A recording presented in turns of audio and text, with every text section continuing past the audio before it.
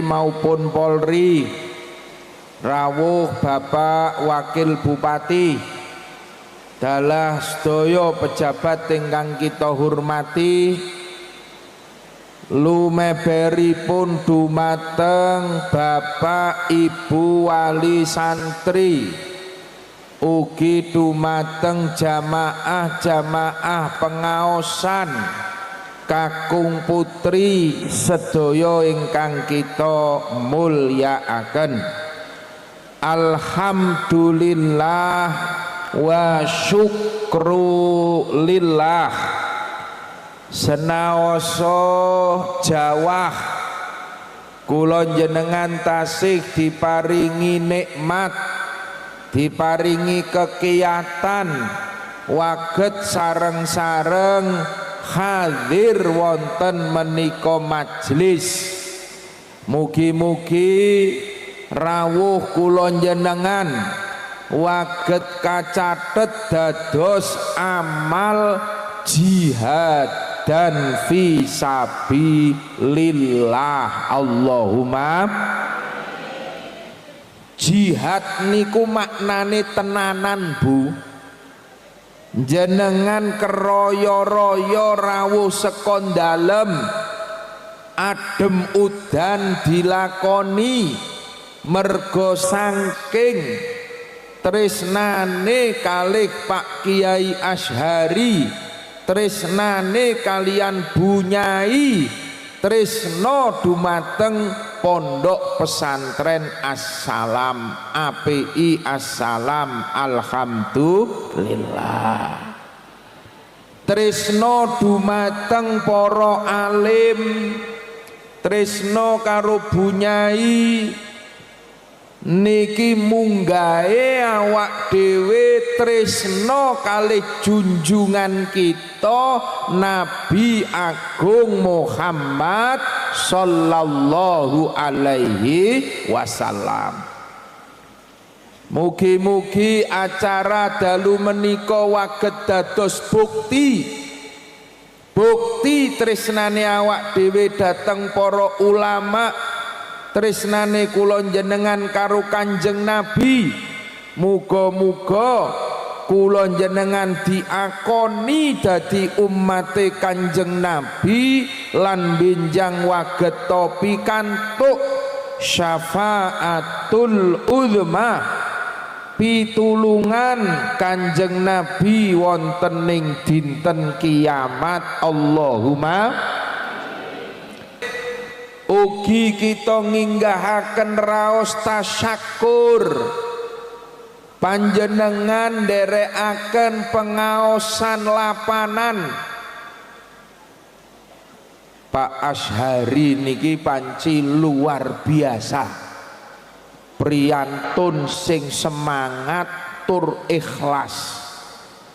Kula mboten iso mbayangke biyen jaman sugeng niku lapanan kok 105 nggon. Ya Allah, ngono nang dalem ya ijik ngopeni santri, nggih mboten? Niku nek ora wong sing ikhlas niat berjuang awrat saestu. Kula niku duwe lapanan ming 4 nggon apa 5 nggon wae kadang ora kecekel. Udan setitik, kesel setitik wis aras-arasen. Lah niku sing kedah kula jenengan contoh sareng-sareng kaya ngapa ikhlase.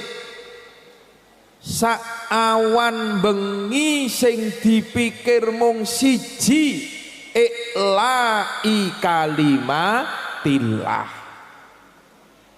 Kapan jenengan niku ikhlas nderek-nderek merjuangake agamane Allah, ikhlas nulungi agamane Allah, yansurkumullah, Gusti Allah bakal nulungi penguripan tekan pejah kulon jenengan. Allahumma amin. Pak Kiai Ashari awan bengi sing dipikir ming urip-urip agama, alhamdulillah kabeh dipikirke karo Gusti Allah.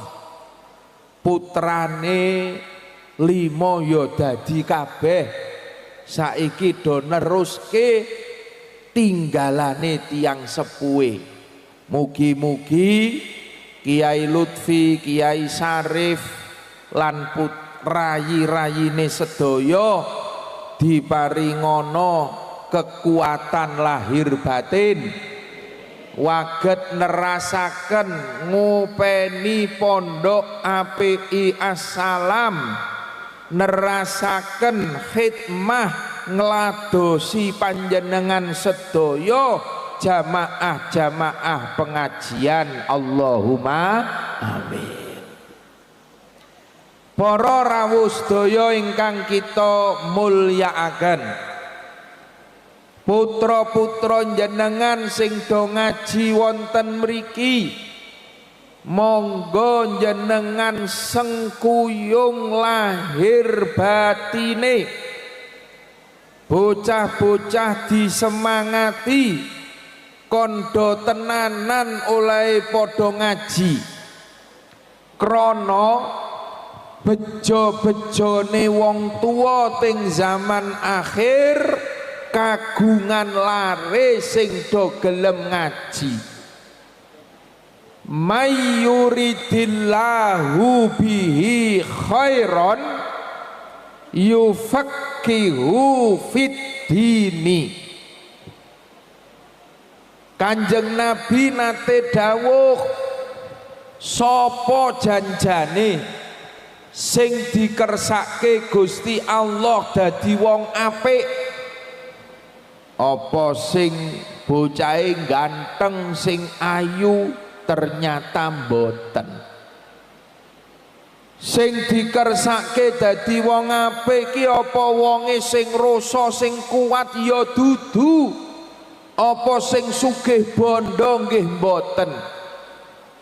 Mayyuridillahu bihi khairan, sing dikersake dadi wong apik dening Gusti Allah, yufaqqihu fid dini, ya kuwi bocah-bocah utawa wong-wong sing padha gelem memperdalam ilmu agama, sing padha gelem tenanan oleh ngaji, ya niku sing nang jero pondok, termasuk jenengan santri-santrine Pak Ashari sing ting jaba, nggih mboten? Dadi santri iki ya ana sing turu nang pondok, ana sing turu nang dalem. Nek sampean arep melu turu pondok ya ramot yu. Dadi sampean santri selapanan, santri-santri sing nang dalem, muga-muga termasuk wong-wong sing dikersake khairon dadi wong sing apik. Allahumma amin. Memang puncak daripada keilmuan niku akhlak. Khairon ki maknane apik, ya apik pengendikane, ya apik tingkah lakune, apik penguripane, nggih mboten? Tentu ugi apik ngibadahe. Isone dadi wong apik syarate kudu gelem ngaji. Isone dadi wong apik syarate kudu duwe ilmu. Kudu duwe ilmu.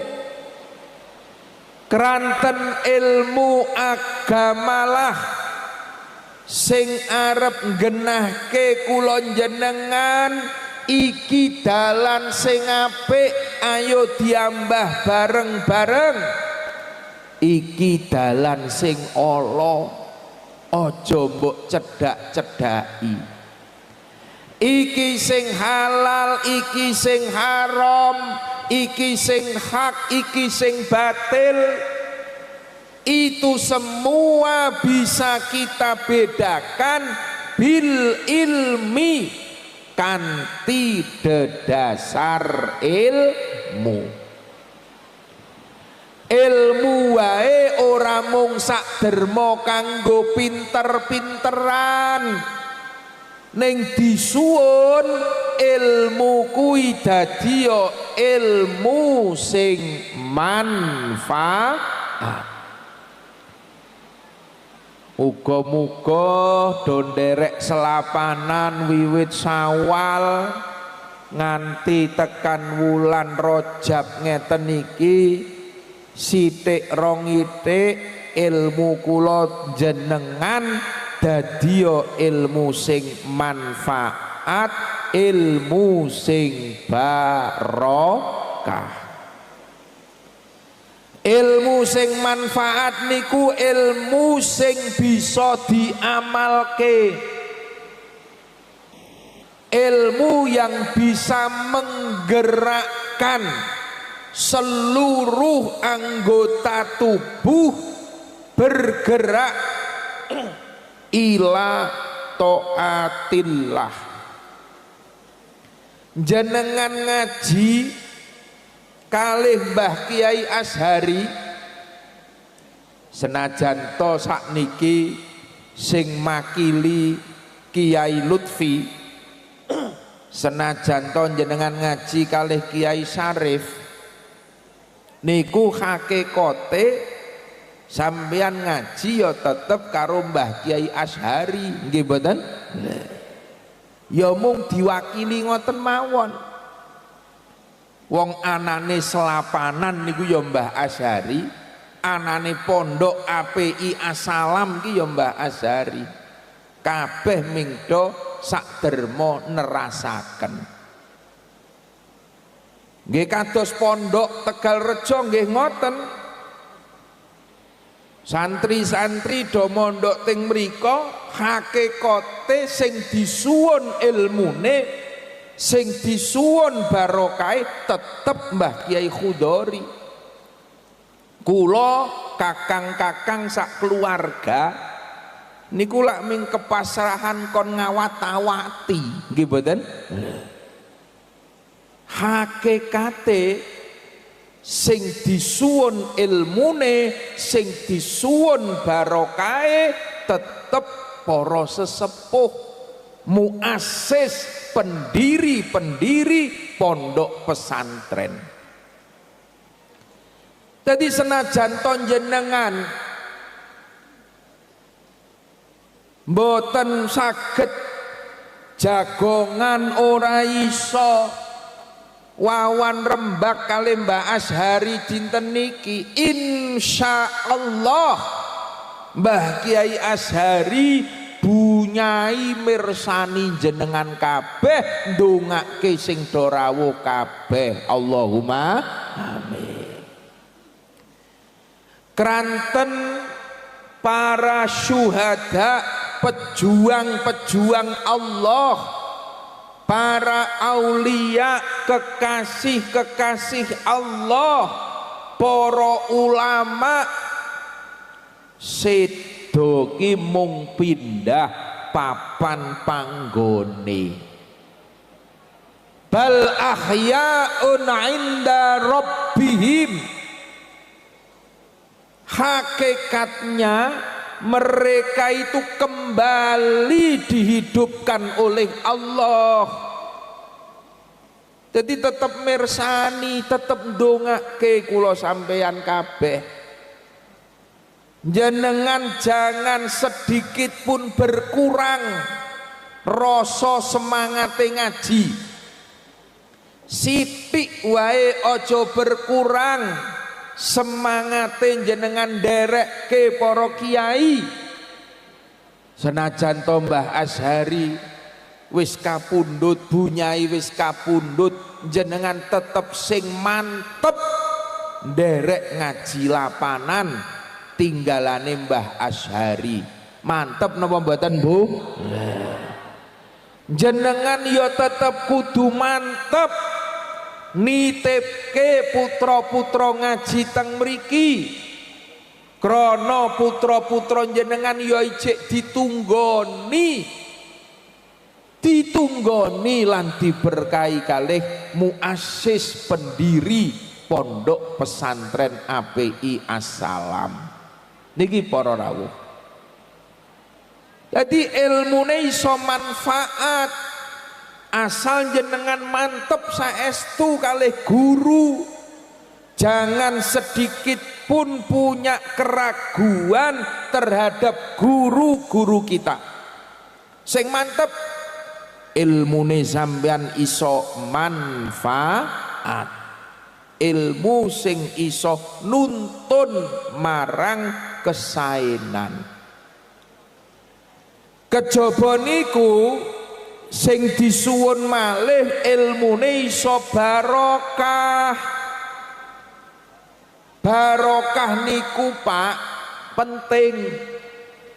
Senajan barokah ki ra iso disawang, barokah ya ra iso dicekel, tapi barokah niku bisa dirasake. Nderek ngaji lapanan tak rasak-rasake kok uripe iso tambah ayem tentrem. Allahumma niku jenengane barokah. Bar ngaji lapanan diparingi enteng ledo mangkat jamaah tambah istiqomah ngibadahi. Allahumma niku barokah. Bar melu ngaji alhamdulillah rejeki sepiro wae paringane Allah dilalai diparingi cukup alhamdulillah niku barokah. Rejeki iki nek ora barokah yu akeh sepiro anane ya ming kurang karo kurang nggih mboten. Sampeyan cok ndelok teng TV mboten sing do korupsi nika. Korupsi kok ana 300 triliun. Korupsi kok 100 miliar.